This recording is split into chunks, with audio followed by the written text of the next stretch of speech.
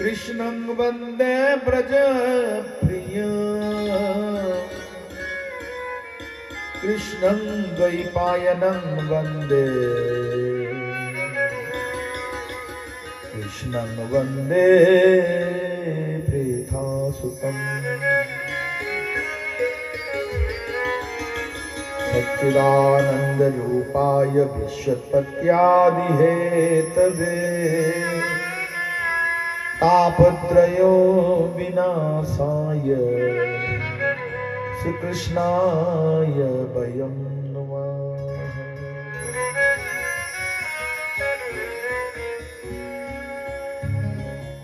কলিযুগ পাবন অবতার পরম করুণ বরুণালয় অহৈতুকী কৃপাকারী ভক্তবাঞ্ছা পূর্ণকারী ভক্তবৎসল ভগবান শ্রীকৃষ্ণ চৈতন্য শ্রীমান মহাপ্রভুর অশেষ বিশেষ অনন্ত অনুকম্পায় সর্ববেদান্ত সার বেদরূপী কল্পবৃক্ষের সুপক্ষ ফলস্বরূপ পুরাণ সম্রাট বৈষ্ণব হৃদয় ধন শ্রী শ্রীমদ্ ভাগবত মহাপুরাণ মহারাজ পরীক্ষিতকে তার জীবনের অন্তিম সময়ে প্রায় প্রবেশনে রত গঙ্গার তটে উপনীত এহেন মহারাজ যিনি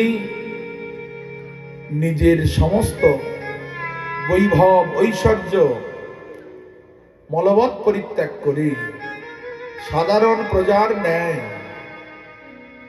উপনীত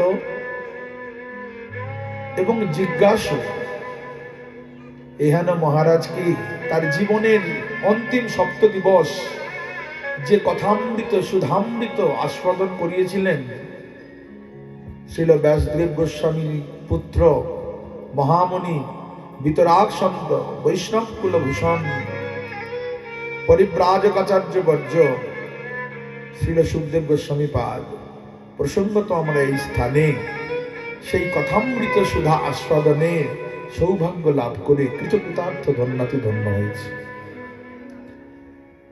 এই স্থানে ভাগবতী কথা আজকে প্রথম নয়, ইতিপূর্বে প্রায় 3বার না 4বার হয়ে গেছে।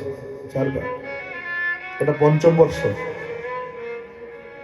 5 4 আচ্ছা 3 বছর হয়ে গেছে, এটা চতুর্থ বর্ষ। তাই আপনারা 3 বছরে অনেকটাই শুনে রেখেছেন, জেনেছেন। এখন প্রশ্ন কেউ কেউ করতে পারে, একই কথা আর বারবার শোনা দরকার কি? সেই তো ভাগবত কথাই হবে, ওই তো কৃষ্ণের জন্ম হবে, মাখন চুরি লীলা হবে, গিরিরাজ ধারণ হবে, রাস লীলা হবে, এই তো সব হবে। এক কথা শোনা দরকার কি? উত্তরে বললেন, এই জগতে যারা স্কুল কলেজে পড়াশোনা করে তাদেরকে একই পড়া বারবার পড়তে হয়। কেন পড়তে হয়? বলে মনে রাখার জন্য। মনে রেখে লাভ কি? বলে যখন আসবে পরীক্ষায় বা জীবনে, ব্যবহারিক জীবনে কাজে লাগবে, তাই মনে রাখতে হয়।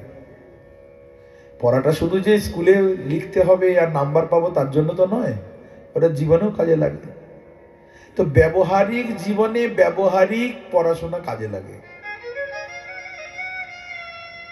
সেই প্রকার এই আধ্যাত্মিক শাস্ত্র হরিকথা